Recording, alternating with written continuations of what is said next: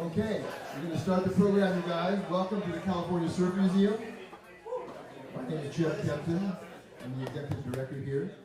And I would like to just welcome all of you here. We have a really great show tonight. Quick question, how many of you are members here at the California Surf Museum? Okay, so we have a lot of new people here tonight. If you like what you see tonight, we have these kind of programs at least once a month throughout the year, sometimes more often during the summer. And if you like it, consider becoming a member of the museum. You'll be on the email list to get all the copy about whatever's going on. You'll know what's there. Oftentimes it's free to members and it'll be a cost to other people. So we have book signing, we have premiere movies, we have people coming and just speaking. All kinds of activities here. We call them Big Wednesdays because we hold them on Wednesday and it's a fun thing to call them. But if you do like it, consider becoming a member here. We really appreciate all the support that we get from everybody, and we really want to welcome you all here tonight. This is a very special program for me in that Joey and I met so many years ago. It was, I tell people when they ask me how old I am that, you know, when that meteor hit that killed the dinosaurs, it was right before that. And if I miss anything here tonight, I just want to tell you all, I have trouble with my short-term memory, but I also have trouble with my short-term memory, so, you know, bear with me. So Joey, they asked me when they had the television on, the TV on just a few minutes ago, what is it about Joey? And what I guess I would say about that is that they called him the California Kid for a reason, and that was that he was kind of the embodiment of what California surfing was all about in his era.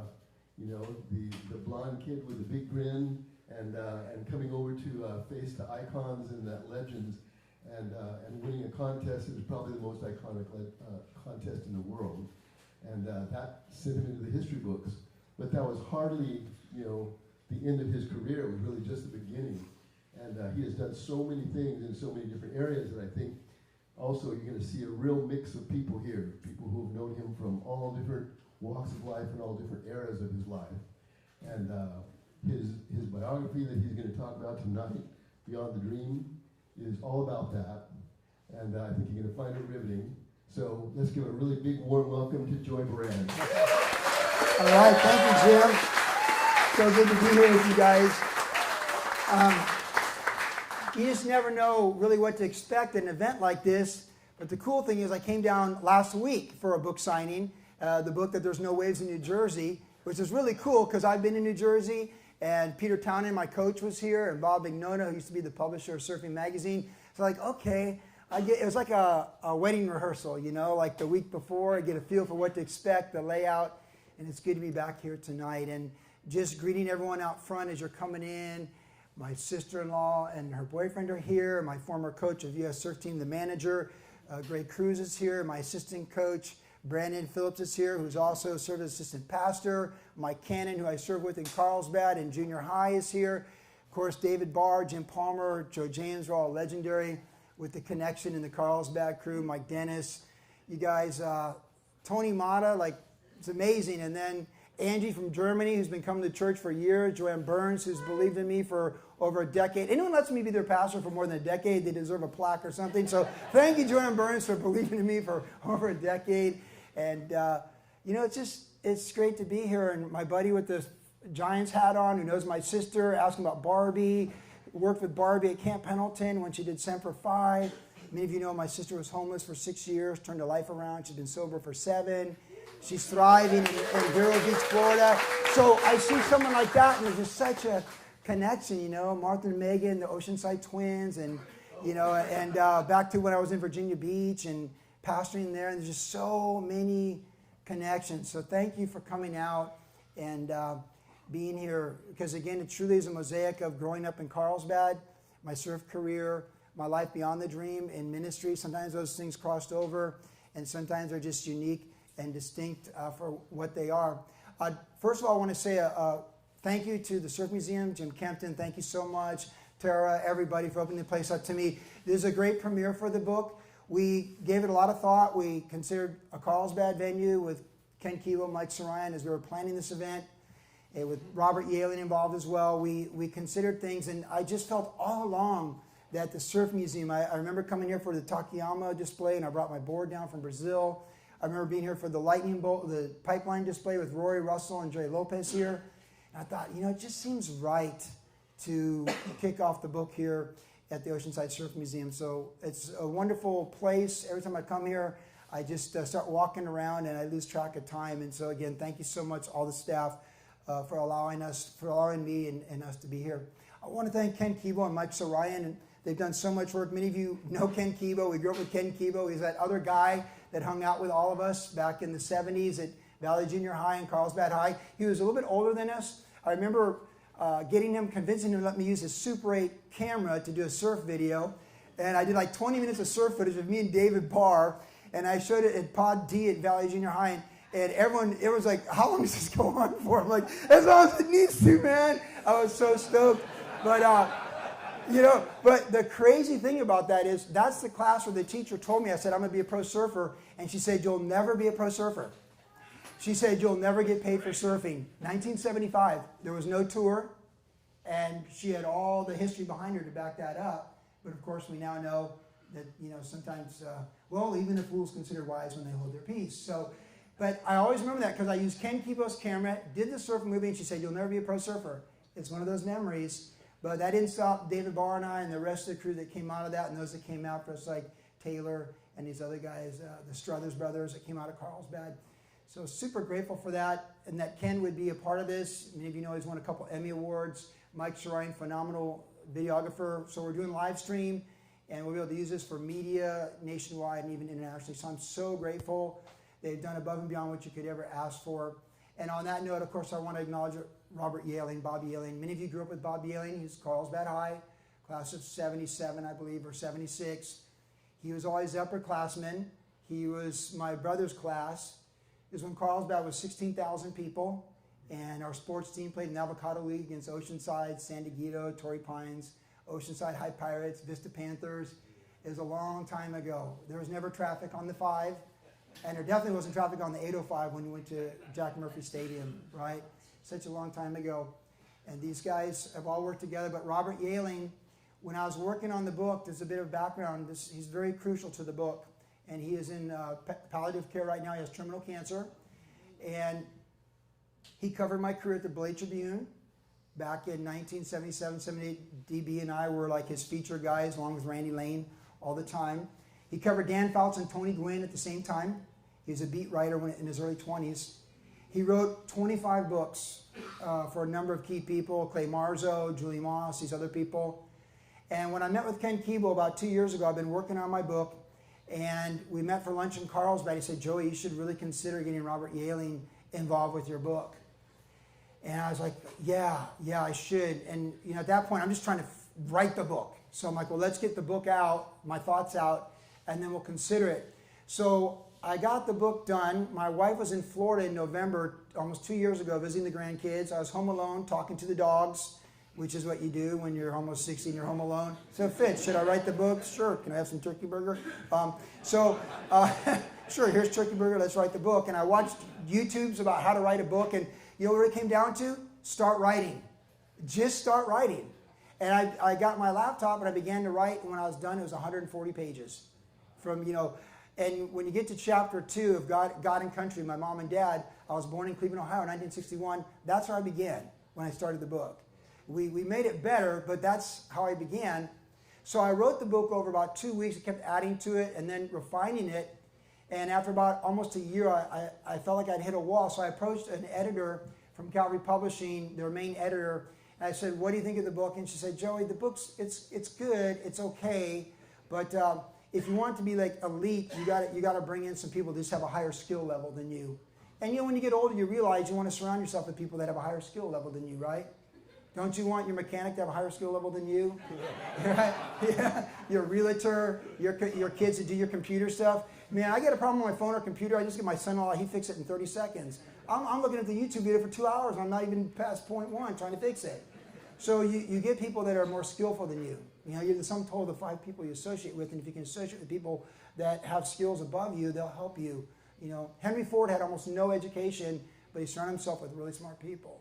And I've done that, and I realized this is good counsel. And I sat on that for about a month, and I woke up one morning and I felt like God put in my heart, call Robert Yaling.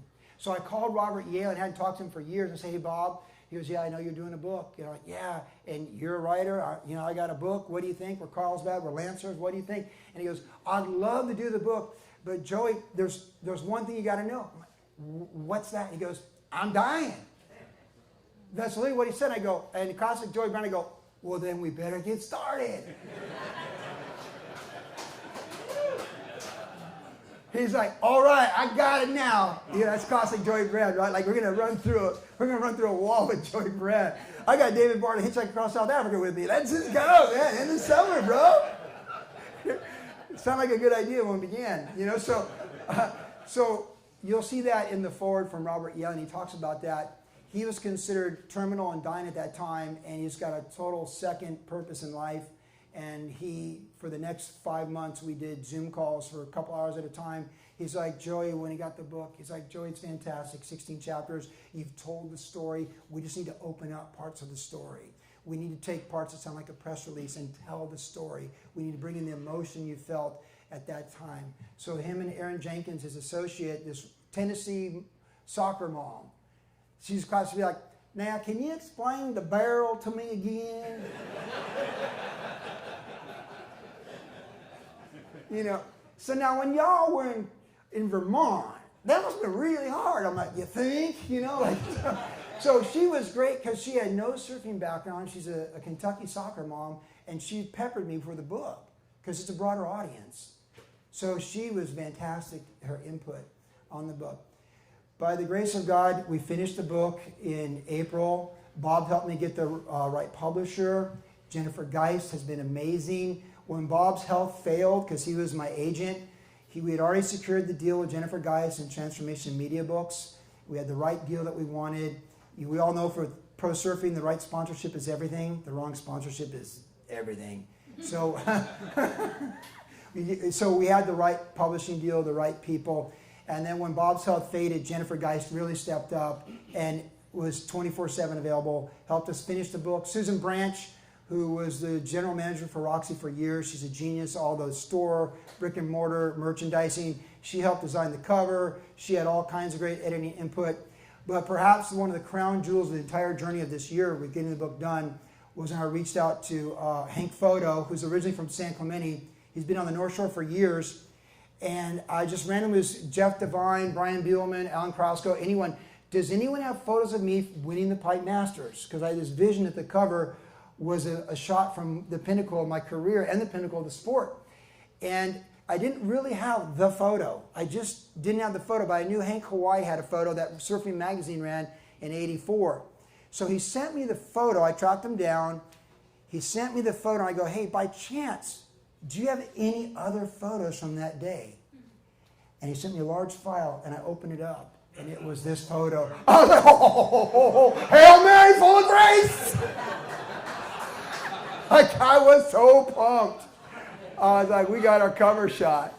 That's Catholic humor, in case you don't know. So we got our cover shot, and you know, there was a guy with a yellow jacket over here, and Susan Branch is like, he's got to go, right? So we got that out of there, and it's all that way. And you can see these names: Akalupo, Alan Byrne, Rabbit, Ronnie Burns, Jeff Crawford. It was Max Medeiros, Tom Carroll. So it was amazing. So that's the background to the book. We've launched it. It's on Barnes & Noble. It's through Transformation Media Books. It's also with Amazon. The immediate surge on the book. And here, of course, here at the museum, we'll have them tonight, and then we'll have some at the museum. I'm going to sign whatever books are left before I leave. But it was really cool because my friend sent me a notice on Monday like, hey, the book shipping's delayed. And I called the publishers and said, why is it delayed? Like, because there's too many orders. They can't meet the order. So I'm really excited. You know, it's like, hey, I mean,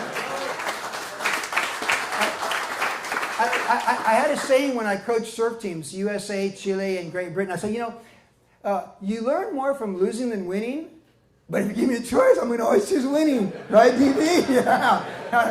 There's plenty of losing to learn from. I choose winning. So we can, you know, like, you get it. So anyways, That's the background to the book. Chapter 10 is Day of Days. That's the story of December 17th, 1984. I know that David Barr was there that day. Was anyone else on the beach that day when it went in the pipe? You were there, and PB was there. So 4 of you were there. It's a day that defined my life for the past and even the future. And Billy Stang was there. And it's also clear in my mind, but I tell people, I say it in the book, it's like Polaroid shots. Do we have a Polaroid photo? Polaroids look like time. It's like aged film in your filter. It just Polaroids. And in my mind, so much of that day is like Polaroid shots. It's Polaroid shots of like moments I remember. It's like I had a Polaroid camera, like, there's Sean Thompson sitting out the back with John Dom. There's Marvin Foster right next to me, because this is where we sit when we serve pipe. And so that's the day. It's the longest chapter in the book. We considered making it 2 chapters. I mentioned earlier the book was 16 chapters when Robert Yalen got it. Then we added 2 chapters, so it's now 18. We created 2 new chapters. One is chapter 1, Paddle Out, because I was telling a story about coaching the U.S. team in 2007, and Nat Young and those guys getting me to paddle out on the main peak and I almost got killed. And I said, hey, Bob's like, that's a great story to look back from. I'm like, or never even remember. I mean, I was in the wrong spot at Chunky Pipe and not ready for it. But Bob's like, that's a great story because you're humiliated. I'm like, keep going. You're humiliated and you paddle past Nat and Chloe and those guys back to the shoulder. I'm like, yeah, where's the good part? And so I paddled past them and I paddled all the way to the shoulder of the inside pipeline, caught a little wave, went straight and went in. And then at dinner, they all made fun of me, but actually we laughed about it because you never make fun of anyone for backing down at pipeline. You understand? You can have a laugh like everybody's like, but that's bad juju in the surf world, right? Like, because things happen at pipeline, and you can joke about a little bit, but Nat and Chloe and those guys, Luke Davis, we were laughing about it, but they're like, no, dude, it's pipeline, dude. You won the pipe, it's all good. You're 47. What can we expect? So that chapter was added to set the stage for the whole story, going back to Cleveland in 1961. And then we added the chapter called The Wild West, because Robert Yalen always had this vision to talk about where surfing went from a $1 million sport to a $1 billion sport in a 4-year period. And he was a part of it with Dynacom and all those people. Many of you rode that wave, Breakout Magazine. It went from basically 1 million with Jerry Lopez and Lightning Bolt to 1 billion with the ASR shows by 1986. And the whole 80s music, K-Rock, 91X. And Bob had the vision for it. And so we took my life during that time as a California kid and how I was the highest paid American at that time. And we told that story. So it's got some surf history of how it all happened. Bob Hurley, when he read that chapter, said, Joey, this is incredible. Like, Bob Hurley loved the book. He's like, Joey, chapter 8, The Wild West, you nailed it. Because, of course, Bob Hurley was there with Billabong, and then in 99 started Hurley as well. So that's a panoramic of the book. But again, chapter 10, The Greatest of Days, is the middle of the book that sets the stage for the dream. And then beyond the dream, we have a 10-minute clip from my movie Beyond the Dream that was done in 2008. Brian Jennings and his crew from Walking on Water helped me produce it. You'll see David Barr in there, Billy Stang, Michael Ho. So we're going to show that clip because that's December 17th. That's how they saw the day. And then I'm going to talk a little bit about Pipeline, the first 15 years of the Pipe Masters. Okay? So enjoy this 10-minute video clip, and I hope you like it.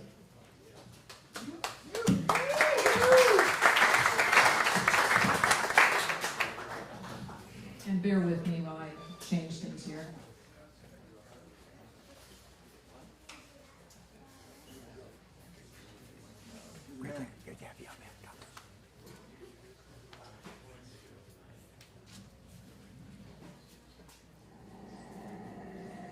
The North Shore is notorious for going into periods of bad wind and bad weather. In those days, it was simply hold out, wait 2 weeks, and within that 2-week period, pick the best pup lane. What's really interesting in those days, there was no surf lines, there was nothing. It was called get up in the morning, we'll come out and look and see what the heck you had. So we packed up our stuff, we went down the pipe and checked it that morning, and it was just giant. It was out of control. And I'm just going, there's no way they're going to run this event today. It's just too dangerous, it's too big, it's too crazy. So we waited for most of the waiting period, and getting right down to the end of the wire on it. Finally, we got this west swell, good condition. I remember the weather finally broke, and we had what I would recollect is one of the best pipeline swells I've ever served. It just went from bad to perfect. Crawford. The contest director at the time goes, it's on, boys. And everyone just kind of looked at each other like, you gotta be kidding me.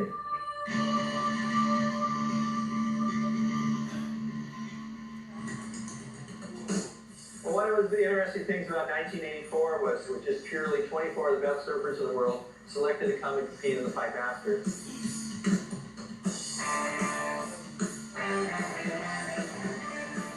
The beginning of that event, it was crazy. I don't think anybody was comfortable. The waves are really big and dangerous, and then just concentrating on getting a few really good rides and playing safe. It's really shallow out there.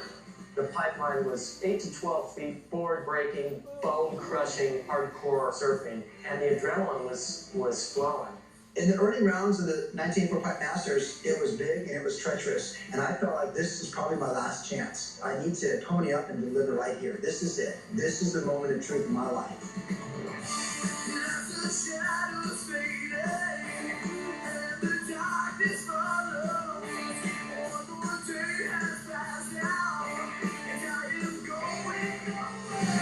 Was riding a single fin, which I think he was probably one of the only guys on a single fin. So he definitely had a different look about him. He was putting it all together, pulling into the biggest waves, getting the biggest barrels, and he just pretty much steamrolled him.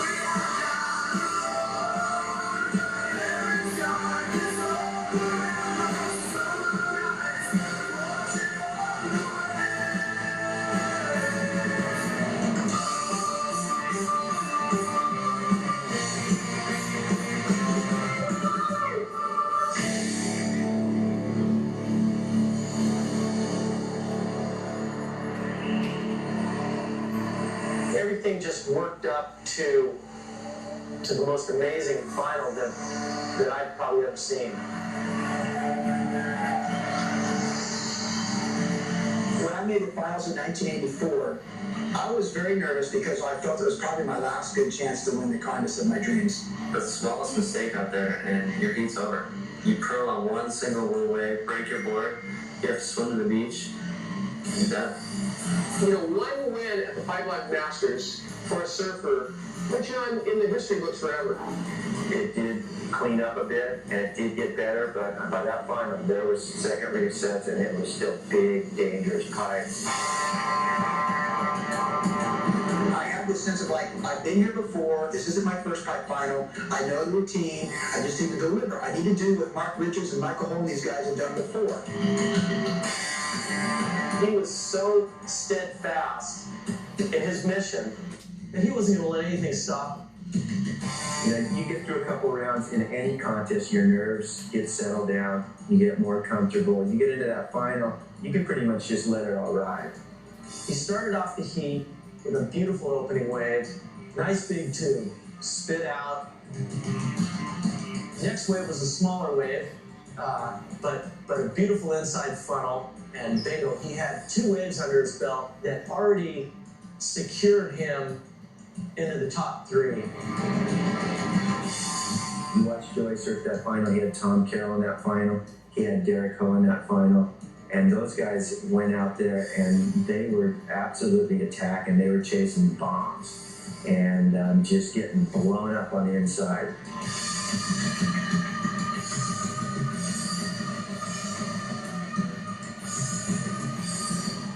He needed a big set wave to win his heat. That would just clinch it. It was down to the last 5 or 10 minutes. We saw a set coming out the back, and I was biting my nails on the beach.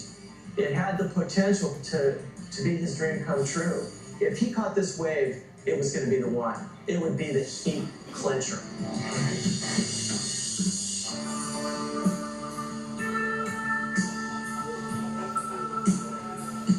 And sure enough, he was in the right spot. He got in right behind the peak, right in the right spot, pulling in behind the barrel, gone. I mean, completely gone. He came flying out of the barrel right after the spit. It's just the ultimate in the sport. And I came out on the beach and everybody came to me and Billy Stankin was like, dude, I think you just won the pipe. So I knew I was top 3. I had to be. And then I got up on the podium, but everyone was coming to me, you know? So it's like, that's usually how you know who the winner is. The Beats thought I won. And so we got on the podium and they did the results, and then they went through the 6th through 5th, 4th, 3rd, and they said Mark Acquilippo got 2nd. And I heard everybody cheering, and I wasn't sure what they had said. And I turned to Tom Kerr on my left, and he said, "You won, mate." And that's what I knew. And this is what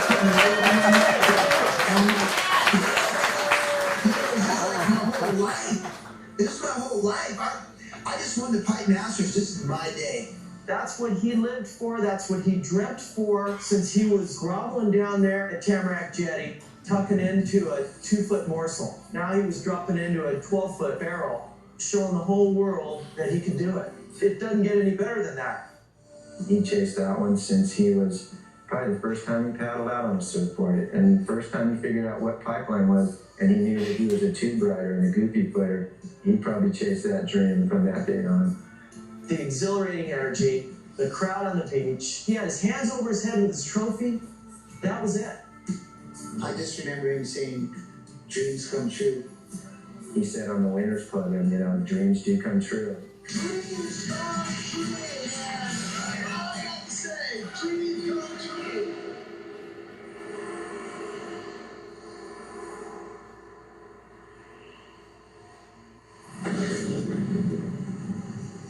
I just remember all standing out by the scaffolding when he was winning and he got his trophy. And I just remember the rain. It started pouring down rain, and I tell you, everybody just took off running. It was torrential, like monsoonal, just a torrential downpour. And as soon as it started, I was talking, doing interviews. That was it. Everyone, the cameras put away, everyone put everything away, and everyone left. Like literally within 1 to 2 minutes, everybody that was interested in me left. And then within another 1 to 2 minutes, a Hawaiian guy from the Hui came over and took my trophy because it was a perpetual trophy with everyone's names on it, previous champions, and I didn't get a trophy. So I got no trophy and everybody's gone. I was all alone. It was all meant to be, and that was Joey's, the crossroads in Joey's life right there. I lived my dream, and it seemed within 10 to 15 minutes, it was all gone. It didn't matter.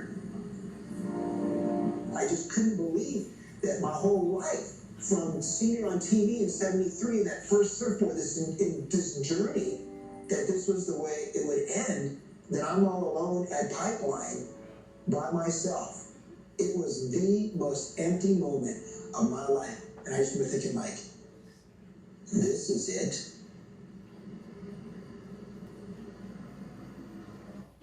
Whoa. Yeah. Yeah.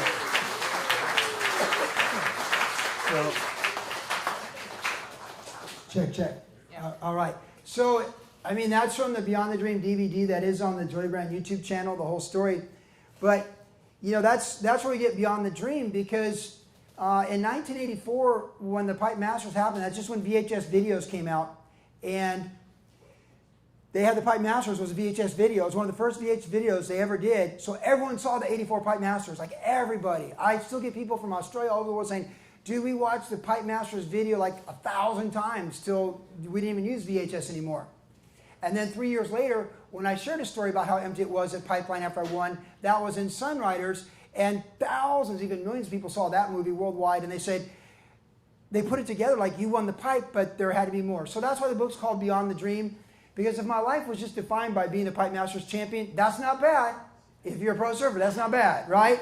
We can all agree that's not bad. That's like a Heisman if you're a running back. The guy won the Heisman, you know, like that's not bad.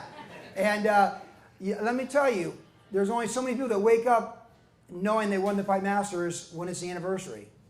Rob Machado won the Pipe Masters 16 years after I did on the same day, December 17th, 2000. So we're not even that close, but it's like Heisman guys. When they see each other, I see Machado, I'm like, yo, what's up, man? He's like, hey, what's up, man? How's it going, hippie dude? He's all, what's up, preacher boy? You know what I'm saying? Like, it's like a Heisman thing, you know? It's classic. But it's funny because all the time when I lived in Virginia or Vermont, I mean, let me tell you, my wife's like, here comes Happy Joey Buran Day. December 15th, I'm like, here it comes. Yeah, December 17th, happens once a year. You know, it didn't matter. If it's Virginia Beach, I'd get up, I'd run 3 miles going, I'm a pipe champ, you know. You're like, what's that guy's problem, you know? I'm in Vermont, it's like 30 below. I'm like, Joey Buran, warm my pipe. So December 17th was always a special day, and it's kind of silly. I laugh about it. But Matt Warshaw, a few years ago, the expert on surf history, he did a post called Joey Did Slew the Dragon. It's the 35th anniversary. And he said, you know, Joey Buran, like, love him or hate him, man, you couldn't miss him in the room. And Joey slew the dragon. You know, the dragon was Pipeline. And after he said that, the 710, that single fin you saw in the video, was a Glen Manami board. And I never got to keep that board. It disappeared. You know, word was it was in Mundaka for years. But there's a picture of it. So the quiver shot, when you walk in, I'm holding the board, that's the Dragon Slayer.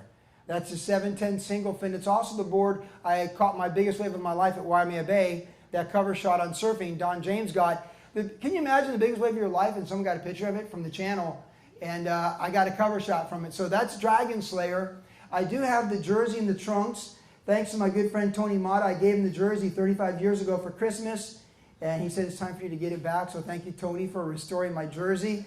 And so now, yeah, I mean, seriously, you know, like, Joe James got my OP Pro trophy. That Christmas, I gave all my trophies to all my friends, and I tried to connect their friendship with those memories. And Mata got the jersey and he gave it back. So now Tony had to figure out something else to get. An ISA bronze medal? I'm just kidding. Greg got that one. Greg Cruz got that one. Yeah. So anyways, I put together a slideshow. It's only like 12 photos, so it's not many.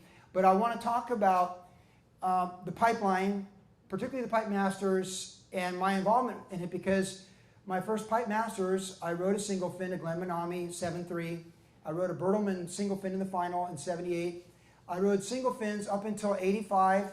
I rode a Glen Manami thruster in 85, where I lost in the semis, and Mark Akalupa won that year. And that's the first 15 years of the Pipe Masters. And so I have some slides just to talk about a bit of pipeline history at the Surf Museum. And I want to share a few stories that you probably don't know, and a few facts maybe you don't know. And I know you care about surfing and you love surfing. So go ahead, let's go to the slideshow here. And this first shot, that's a Jeff Devine photo of Joey Lopez. How many of you had this poster on your wall? Anyone from the 70s? Hey, that's what I'm talking about. Hey, all right, read the room, okay. This was a poster on my wall. This is one of the most famous shots of all time, Joey Lopez. This is iconic. It is probably 1973. Jeff Devine released my photos to me for free for the book, and I've got an O'Rourke photo and some Joey Lopez photos. They didn't make it in the book. We might do a tabletop version later, and if we do, for sure, we'll make it. Fantastic shot. This is a poster. This defined the rise of Pipeline, the Pipe King, Joey Lopez, Lightning Bolt, pro surfing, all of it. All the above. This is Joey Lopez. And the story with me and Joey Lopez is, I have a few stories I'm going to tell about people associated with Pipeline. But I came from Virginia. I was at best average at Little League. I was an AAU swimmer. When you leave today, you can see a couple of my AAU swimming medals there on the counter by the register. And I realized surfing was the main thing. At Magnolia School in 6th grade, surfers were the coolest guys, and I wanted to be cool. So they were, and Greg Marshall wanted to be cool. He was my first friend, so we tried to be cool. We had wallabies, cords, bell-bottom cords. We watched Brady Bunch, and we got surfboards, okay? And this guy was our guy, and I know exactly when I knew I wanted to win the Pipe Masters. My parents, my dad being military, he had good friends. His good friends with Colonel Mallory. They met in Guam while serving the Marine Corps during Vietnam. And the Mallories lived in San Diego like so many ex-military. Many of you are military brats. Raise your hand, military brats, real quick. I know the bars are. So you can relate to that. So we go to San Diego State football games in the early 80s. We go down on Saturdays, and we go to the Mallory's house. And I just got my first surfboard from Offshore Surf Shop in Barbie and all. And I had the ugliest style ever. I was king of the whitewater. I had the ugliest style, okay? So I really had a bad style. And it didn't get much better, but I compensated in every other department. But we were down at the Mallory's house going to San Diego State game on a Saturday, and this was on ABC Wide World of Sports, Saturday afternoon. And I watched Jerry Lopez win what would have been the second Pipe Masters. Jeff Hackman won the first one. He won it, and I saw it on TV, and I was mesmerized at the Mallory's house. And my mom was there, and as soon as Jerry Lopez won it, I turned to my mom, and she remembered, I said, I'm going to win that contest. I'm going to win that contest. And, I mean, I look back, okay, I'm born in Cleveland, Ohio. I moved to California when I was 12. And I don't know why, other than that God put it in my heart, because, I don't know, I knew I was going to win this contest, and this was my hero. I had to be like Jerry Lopez. You know, all of us had to be like Jerry Lopez. But I had to win the Pipe Masters. And like David said in the movie, being a goofy foot, I looked for a tube at Tamarack, which is very hard to find, by the way. But it was always Jerry. I was always Jerry Lopez. When Spot got big in front of the parking lot, and I was scared, I was like, Joey Buran, Pipeline Masters with Jerry Lopez. And literally, like, that was my mind. And you guys that know me know that would be my mind. Okay? So that's how it was. So Jerry, his influence on me from top to bottom was amazing. So that first Pipe Masters I got invited to, the invitation is there in a frame photo on the counter. It came from Randy Rare. I had gotten a couple ninths on the IPS tour. I'd won the California Pro here with a check bounced, but I beat Rory, pro surfing in the 70s. And the check bounced, but I beat Bertelman and Rory and these guys. I got really lucky. I shouldn't have been in the final. Bobby Owens stood up after the heat. They disqualified him. I was second. I got in the final. But like true Joey Buran, I took advantage of it, won the final. And O'Rourke told me, made sure I understood he would have beat me like a drum if he wasn't going through chemotherapy. He got third, and he would have, for sure, because he was my other hero. His pictures were all over my wall. But I got invited to the Pipe Masters. And that first Pipe Masters, it was Jerry Lopez, all those guys. And here's a story about that first heat. This is important because people don't know this. Of course, I was super nervous. I was staying with Billy Stang. We were staying at the old apartments by Velzy Land, those really run down with the rats apartments. And we were staying there. I was sleeping on a couch. And 36 servers were invited, and Randy Rare told me, hey, Joey, a lot of pros are upset I gave you this invitation. I was the youngest server ever invited to the Pipeline Masters at that time. And along with John, I'm the only other, and Aki, I'm the only other 17-year-old ever to be in a Pipe Masters final. Aki, John, and myself. So 3 future Pipe champs at 17 made finals. But I was the first one. And that day they held the prelims, because back then it was 6 heats of 6, top 3 advanced, almost like NSSA Explorer Division. Then 3 heats of 6. First, each heat goes to the final. Second and third go to 6-man repecharge. That's how they did it. Well, in the first heat, I'm like, okay, let's be smart. It's top 3 waves. I can get 3 barrels. I'm not going to get 3 big barrels, but I can get 3 barrels. So I got 3 barrels, the best waves I ever got in my life. They weren't big waves at all. They're little corners, the shifty peak. Well, Michael Ho was in that heat, and Jim Banks was in that heat. Jim Banks is a phenomenal goofy foot barrel rider from Australia. And I'm like, the heat, like MR, like I was, like the yellow jersey, green jersey, like the lowest color jersey, that was me, okay? But what happened is Jim Banks, everything went wrong in that heat. And I noticed he's having a bad heat. So I kind of like a football game, like field goal, field goal, field goal. And next thing I know, I came in and I advanced. And Billy said, Joey, you made 3 heat in the Pipe Masters. Joey. Because Billy was a pipe guy. He's from Carlsbad. So then, the next heat I have Roy Russell. And I paddle out, and Dan Merkel, the best surf photographer in the world at that time, is in the water. I paddle out in the channel. And, we all love a challenge. When someone says you can't do it, that's when you want to prove you can do it. It's human nature. It's psychology. There's all kinds of studies that prove this. Dan Merkel says to me, what a joke. I can't believe you made it through your heat. I was like, oh. See that? What? And then Roy Russell, when I beat him at Oceanside, he's like, I'm going to kill you, Pipe, you're going to die out there. He always told me, you're going to die out there. I'm like, oh, Roy Russell. He's like, hey, you're going to die out there. Roy was like this, hey, you're going to die out there. Okay? So anyways, Roy's in the heat. Well, Roy took off before the heat, and no one had leashes, so he took off before the heat started. And he got clipped, and he lost his board. He wasn't even in the heat for 15 minutes. And I'm like, I'm going to prove Dan Merkel wrong. I'm taking advantage of this. I don't know what happened. I caught like about an 8-foot barrel, the best barrel of my life. And I'm like, I can do this. You know, like Dumbo and the feather. I headed right to Main Peak, and I caught the wave of my life like Jackie Dunn from behind the peak. I got spit out of that thing. The whole beach went ballistic. I was like, oh, my God. And I couldn't even believe it. It was like I was living a dream. It was surreal. The water was super blue that day. And I came in, and Billy's like, you beat Roy Russell, you beat Roy Russell. And then they announced I won the heat. And Billy was like shaking me, going, dude, you're in the finals. You're in the finals of the Pipe Masters.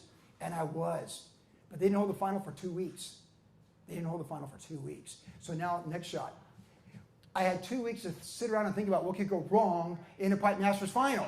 You know, if it happened that day, and I made a couple of big mistakes on this day, I rode the Bertelsmann board. I was friends with Larry Bertelsmann, and I had too small of a fin that couldn't hold in the barrels. It was on ABC Wild World of Sports. And they gave us these shorts, so we all got these trunks. I can tell you, for 2 weeks, I never took mine off. I never took them off. You know, your status on the North Shore goes from like this to this when you make a pipe final. Plus, I got my hair cut, so I wasn't quite the full Holly I was before that. So, I go to Cammyland, because this is before Foodland. Guys like, oh, Joey, good job with the pipe, huh? The guys like, you know, they always burn you, whatever. Like, oh, Joey, good job with the pipe, bro. I'm like, oh. Right? My whole world changed. Slept in those trunks. Billy's staying, and I pull up the Kainui Road on the day of the finals. We pull up right there by the house where it's now the Volcom House. We pull in right there, so Cam Highway's here, Pipeline's here back. We pull up. This car has Roy Russell in it. And I'm like, Billy, why here? And it's Rory. And he's in the finals because he made the finals for the repertoire. I get out of the car, and he gets out of the car like, hey, you're going to die out there today. I was like, oh. He got me. And then the helicopter for ABC's flying around, and I'm there with Dane. I knew Dane. I'm like, oh, Dane, what do we do? He's like, shut up, don't talk to me. You know? And I'm all alone. It's me. And that was the Lopez house. Out of Lopez house, we're all there. It's Dane, Hans, myself, and Larry Blair, the Australian rookie. We're all there waiting. And it's like, this is the zenith of Lightning Bolt. Out of the Lightning Bolt house, here they come. Jerry, the King, and Rory, the Prince. And I was like, oh, God. They're about 70 yards away because the podium was more toward back door that year.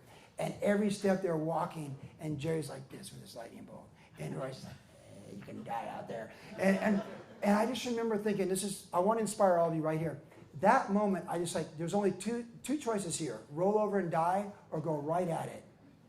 Go right at it, and just go right at it. You watched Jerry Lopez and Roy Russell at La Paloma for years. You dreamed of this moment. Embrace this moment and go after it. So even though my fin couldn't hold, you know what it's like to be in big waves when your fin doesn't hold? We all know that feeling. I was in the pipe finals on national TV, and my fin couldn't hold. But it held just enough that I didn't get last place. I was so happy Dane Khalil got last place. I was like, Dane, you got last. Like, shut up. You know. But I was so happy I didn't get last. Lopez got fourth, so I served at a Pipe Masters final at 17 with the great Jerry Lopez. That's one of my favorite top 5 experiences of my life. Jerry Lopez, my hero.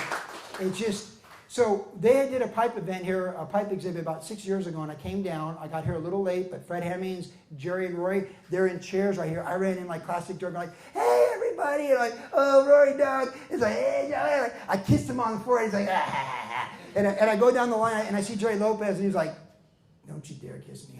I was like, oh, hey, Jerry, how's it? But it all started in 78 in that final. Now, the next shot is 80. I'm going to go a little quicker now because that's the main story. The next photo. This is an Aaron Chang photo. This was taken during the finals of 1980. This changed my destiny on the North Shore because I rode a Brian Buckley 7.3 single fin. Brian Buckley was the outstanding surfer of the Pipe Underground. He charged the biggest waves. He's super gnarly. He got the best waves and the deepest peak, and nobody messed with Brian Buckley. So he made me a board. So those underground guys, they didn't really like me too much they had lots of company with that. But the only way to get waves in Hawaii is to push the envelope and hopefully not get beat up. So I pushed as hard as I could. I never got beat up, but I certainly deserved to. So when Buckley made me this board, those guys begrudgingly kind of embraced me and cheered me on. And I made the finals. What was special about this day is they had a repercharge before the final. That repercharge was Dane Kealoha, Marvin Foster, Tom Carroll, defending champ Larry Blair, and then Dougal Walker was in it. So Marvin, Tom, Larry, it was such a gnarly heat, and Dane. Top three go.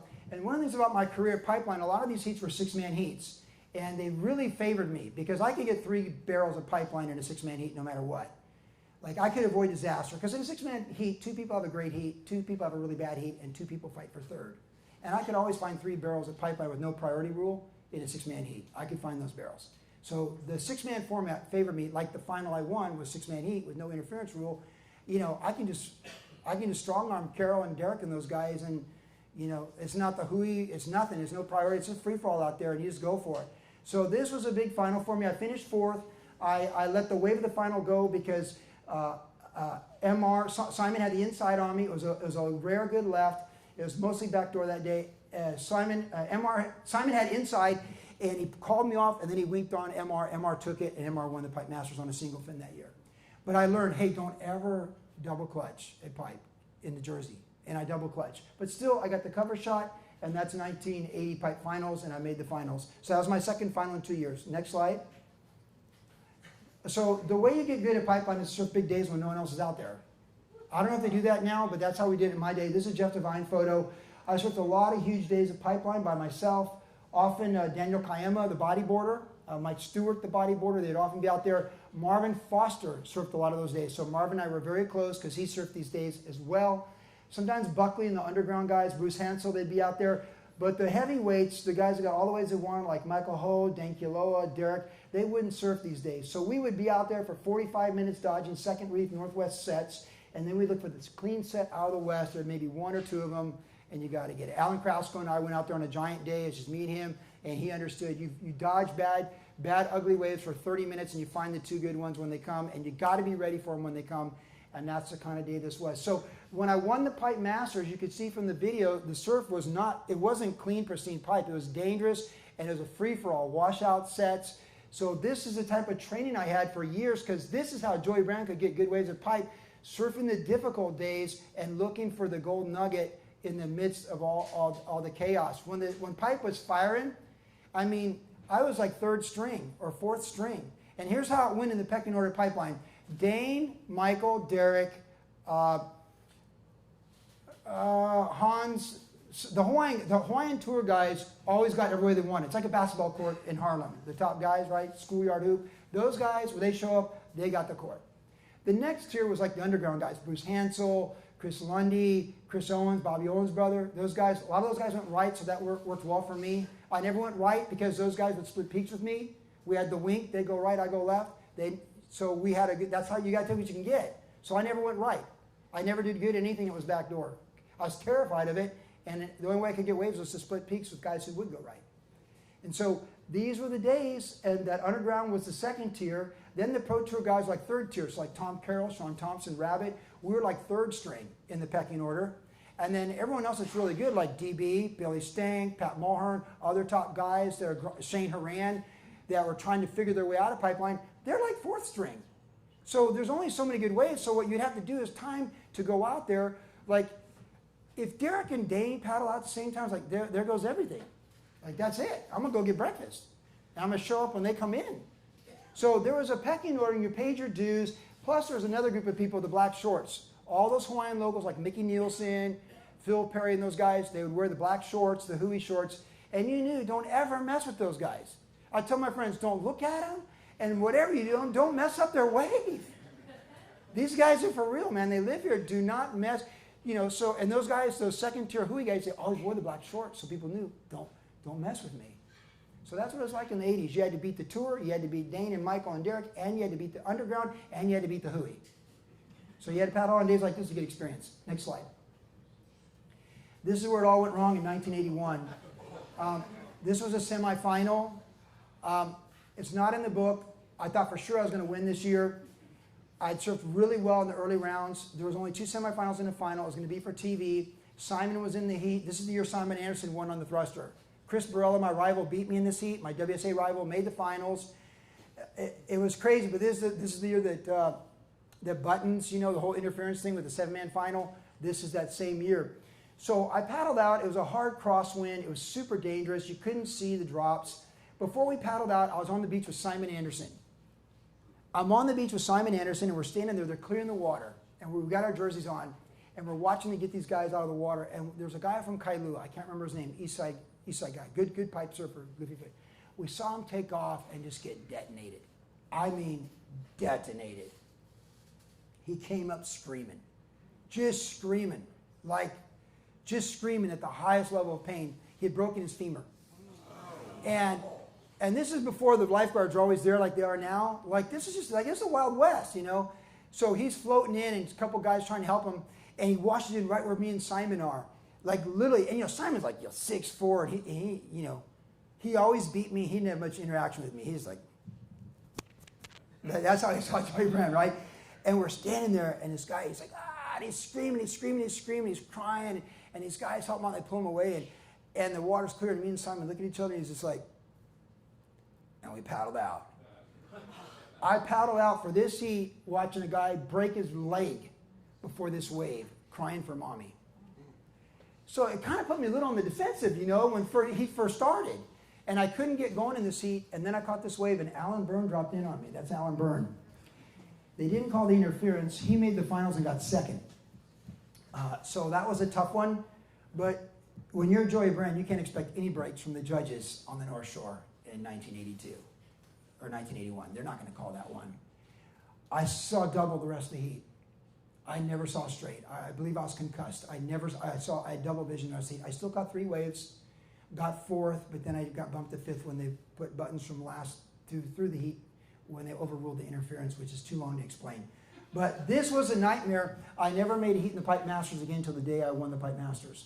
Because after this, the next year was at Backdoor, and I lost first heat. The next year I couldn't surf in it because the boycott, the ASP IPS boycott, so the top 16 couldn't surf in it. So I watched Dane win it in small surf at Backdoor. He crushed it. He deserved to win. So this is my last experience in a Pipe Master before I woke up on December 17th on the day of days. And I had to beat Alan Byrne in the semis of the Pipe Masters the year I won. Okay, next photo. This is winning the Pipe Masters, the best shot from the day that I won. That's an Aaron Chang photo. You could put your minivan in there, moms. So it's a Macker. The thing about Dragon Slayer is this, you see the fin on this board is like, it's Jaws. And the first wave of the day, I took off on a big barrel, and I was on top of the foam ball, and it held. The wave exploded on me, it closed out, I popped out the back, no harm, no foul. I never fell again, but I knew this board could handle anything I put it through that day that I won the Pipe Masters. I won the Pipe Masters on a 710 single fin with a fin like Jaws. So that really links me to the 70s more than the 80s, and I was the last surfer to win the Pipe Masters on a single fin. Side note, I was in a blue jersey in the 78 final, 80 final, and 84 final. I was blue jersey, all 3 Pipe finals I was in. Next shot. So this photo, you saw the video of winning. This photo was in a Japanese magazine. It was one of my favorite photos from winning. That's the trophy they took, the perpetual trophy. It was like, I think it was junior. He was like, Joey, get back the trophy, huh? Like that. It's my trophy. You know like when you win the Pipe Masters, like winning a WSA contest, you want your trophy. Like, I want to go home and show my friends my trophy, He's like, bro, give him back. Now, give him back. So that's the trophy they took back. Randy Rarick told me the trophy disappeared. It just was lost in time. Someone's garage, like Dragon Slayer. And as you get older, you younger people, let me tell you, a lot of things disappear. All right, that's okay. So I was looking at this photo to use for the cover shot of the book. I tracked down the guy. I was never able to get a response. But that's one of my favorite photos from winning the Pipe Masters, because now I really realize I did win, and it's a step moment with the trophy about 3 minutes before the rain. Okay, next photo. This is Pipeline 1999 Pipe Trials. This is Aaron Chang took this shot. So after being gone from surfing for 10 years in Vista, Virginia, and Vermont, I came back. We went through so much with my personal family, my mother-in-law dealing with terminal cancer, just so many things. I went to work for Surf Fry with the Bernard brothers down the street, which was an awesome experience in Sean Madison. But in the midst of that, they brought back the ASP World Masters. I went down to Porto. David Barr was with me. I won the event. So Randy Rarick said, "You want to do the Pipe Masters?" And I said, "Sure, let's do it." So I did the 98 Masters. I lost to Bruce Irons and Pancho Sullivan in the quarters, and so I got an automatic invite back. This is the next year. This heat, I surfed with Derek Ho. Derek Ho was in this heat, and Freddie Pataccia, when Pataccia was top 5 in the world, I won the heat. It was crazy. I remember this barrel, Freddie Pataccia, like he was top 5 in the world. I beat him in Argentina, and all the guys gave him a hard time because he lost to the old guy, Joey Buran. And I got this barrel, and I'm just driving this barrel, and there's Freddie Pataccia, paddling out going like this, like, that's great. I'm 2-0 against Freddie P. And again, I beat Derek. I never lost to Derek. I was like 9-0 against Derek. So this is my last great moment. The next heat in the semis with Bruce Irons, I got pitched. My board broke, and that was the end of all my pipe dreams. It really rattled me getting pitched like that. I came back the next year, and I surfed my last pipe masters in 2000, which means I surfed the pipe in the 70s, the 80s, the 90s, and even 2000, which is pretty special. Michael Ho would be on that list as well. So I kind of take pride in that. But before you get too stoked, I did get dead last in 2000. So, but here's the coolest story about dead last. So it was good pipe. I'm in the channel. My daughter Hannah was in 5th grade. She came with me that year. And I was like, oh, I want to show off for Hannah. It's because it's all old magazines. I want to show her Dad's relevant now. The wind turned hard on shore right before my heat. It literally turned hard on shore. And it went to maneuvers, and I just did what I do like at State Beach on Rancho. I just pulled in all these closeout barrels. I didn't come out of any of them. And I came in, I knew I was dead last. I'm like, well, that's the end of that, right? So I come up on the beach, and I go, oh, Hannah. She's like, that's okay, Daddy. I'm like, Hannah, I'm really sorry I got last place in the pipe master. She goes, that's okay, Daddy. And then she goes, can we still go to Hanama Bay? Let's get shave ice and Haleiwa too, huh? Shave ice to Hanama Bay, chasing those hulu fish around. It's like it didn't even matter anymore, right? And that's what happens beyond the dream. What meant so much, once you got kids or grandkids and different goals and different visions, it's okay. But I always remember Hannah's like, it's okay, Dad. Can we still go to Hanama Bay? Or this one, right? That one. There you go. Okay, and we got one more, a couple more real quick. That's me and Tom Curran. This is in 1997. I went up to Surf Hollister Ranch with Curran one day through our good friend Ricky Ryan. Of course, he smoked me at rights and lefts. And we're driving back in the car. He's in the back seat here. I'm in the back seat here. The boards are between us. And I look over the board and go, hey, Tom. Because if you know Tom Curran, it's Tom Curran's story. I go, hey, Tom, did you ever just wake up and look in the mirror and say, like, I'm the greatest? And so the boards are here. He goes, no. And I'm like, well, you should have. This is me and Tom. It's always like that with me and Tom. So it's quiet. About 30 seconds later, he goes, hey, but you won the Pipe Masters. That's right.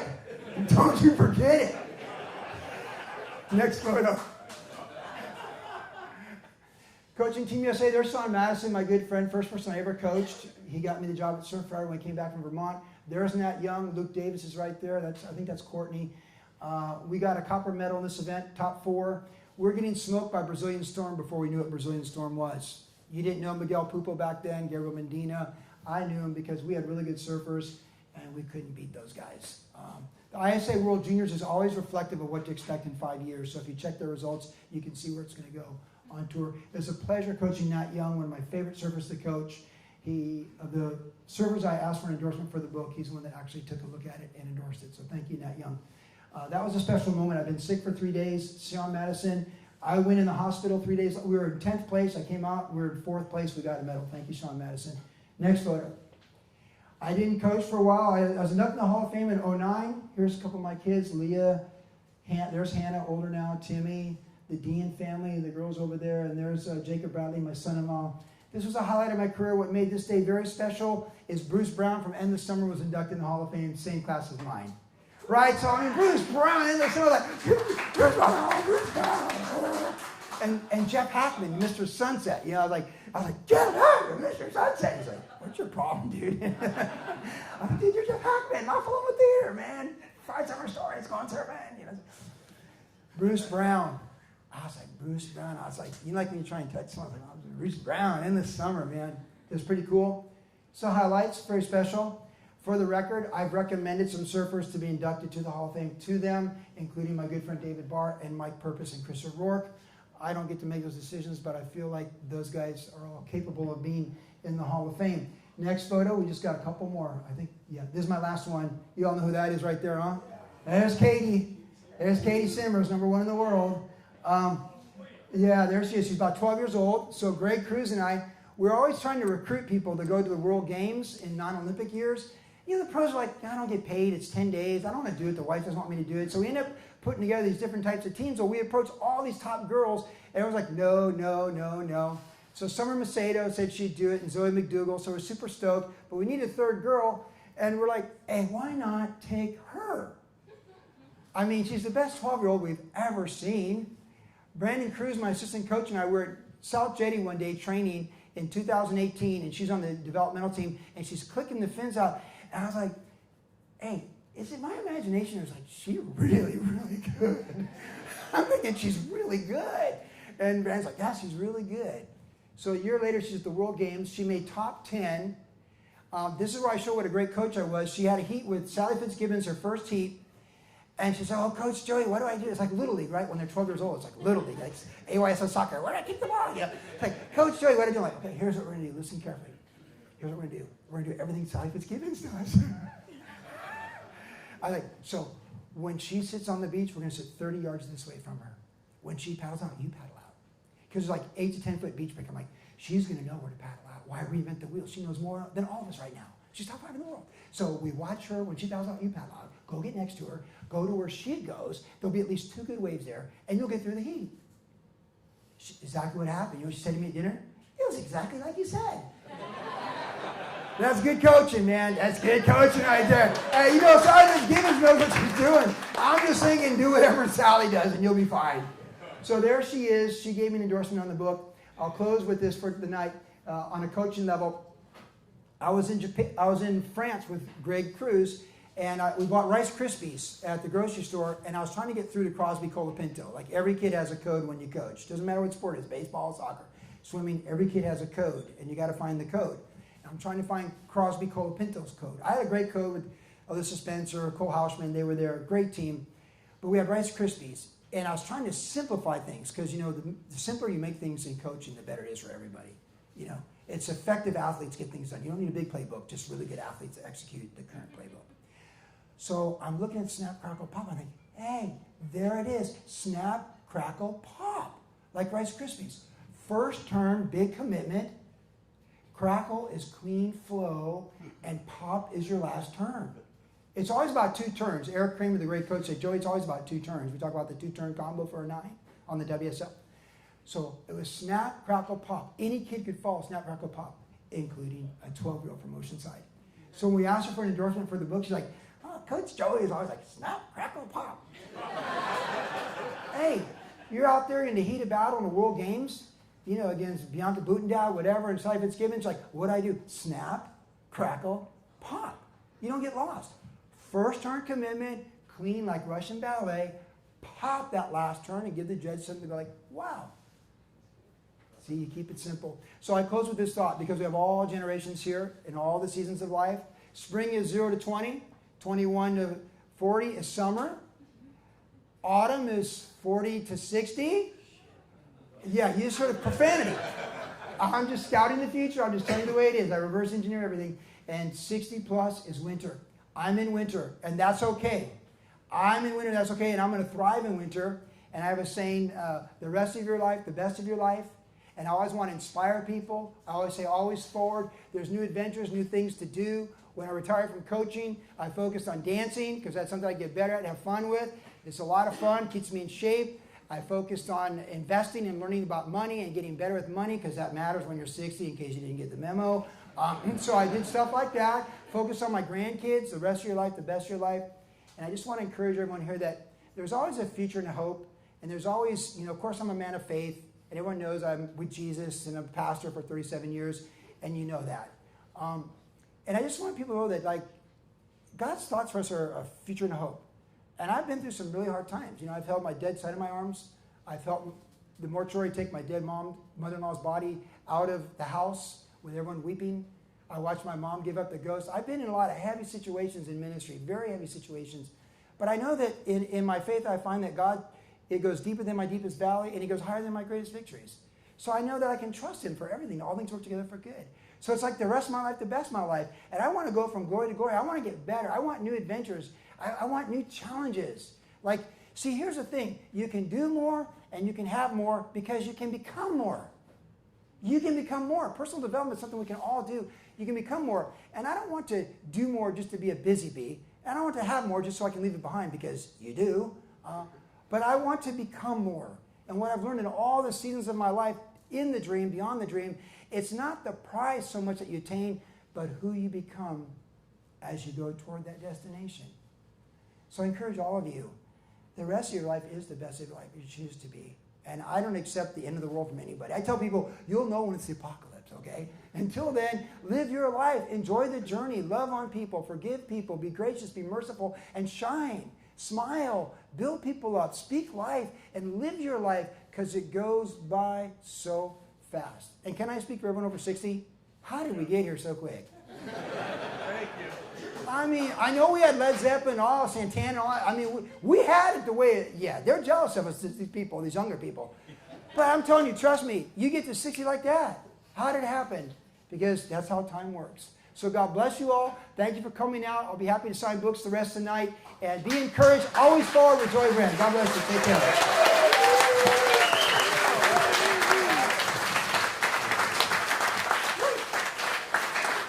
Thank you, Joy. One more round of applause for Joy.